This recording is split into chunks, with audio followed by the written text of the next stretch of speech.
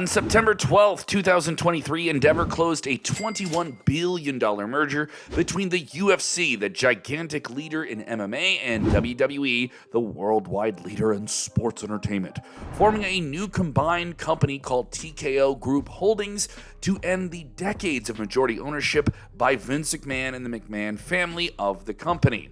Vince is now the executive chairman of TKO, while Nick Khan, who's been with the company for years and helped them score billion-dollar television contracts, moves over from his role of WWE CEO to WWE president, holding a similar position to Dana White in the UFC. The new company is said to be valued at $21 billion, with WWE worth about $9 billion of that, according to a press release from Endeavor at the beginning of the takeover process, which has now been floated on the New York Stock Exchange. Unfortunately, like most corporate mergers, this has resulted in cutbacks, with over 100 non-television staff being laid off on September 15th, reminding fans of the COVID-19 pandemic days and those of us who've ever endured a layoff.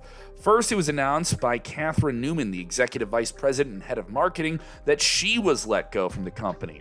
Then the news later added that Amanda Bloom, who held the position of WWE's Director of Enterprise, Master Data, and Governance, was also let go. Speculation then started from around this time as to whether or not WWE would start hitting some of our favorite superstars in television with layoffs as well. And the speculations were true, unfortunately, on September 21st, when it was announced that over 20 superstars were released from their contracts. Mustafa Ali was one of the first to announce his departure on social media, stating that, quote, he was no longer working with WWE.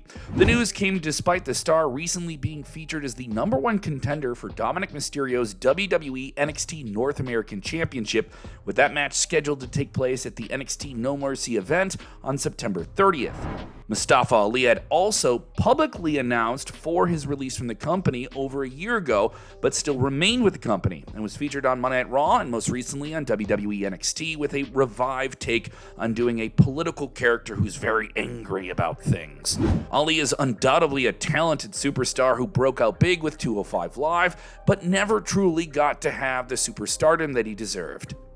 Another one of the notable names let go in this wave of releases was former World Heavyweight Champion Dolph Ziggler, who had been with WWE for nearly 19 years after being recruited from the collegiate wrestling ranks.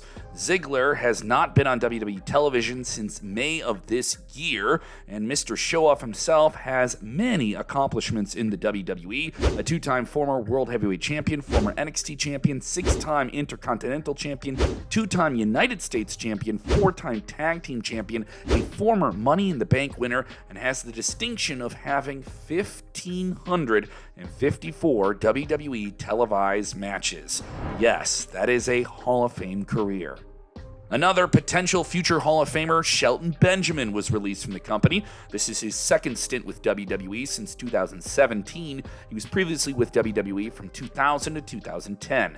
He is also a former Intercontinental Champion, and Shawn Michaels has already issued out the statement that they're going to keep a spot warm for him in the Hall of Fame when he retires.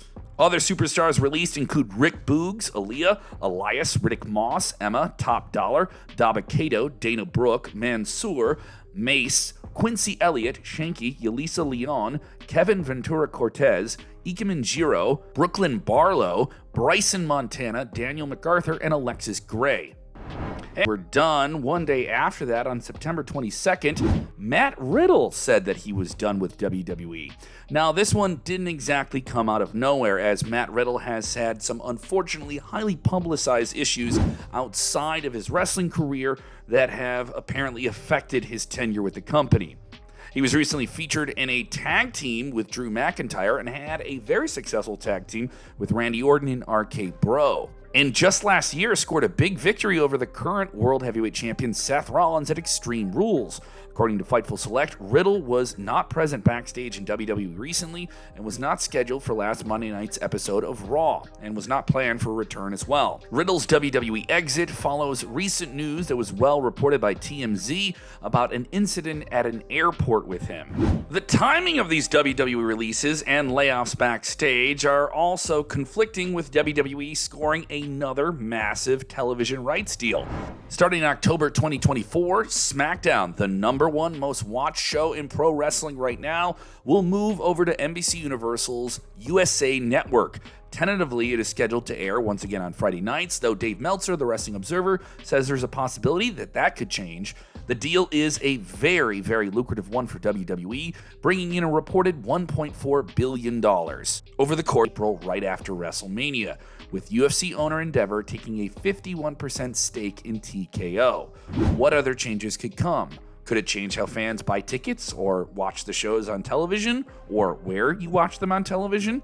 Let us know what other changes you expect under the new ownership of WWE in the comments below, and watch more videos from Sportskeeda like this.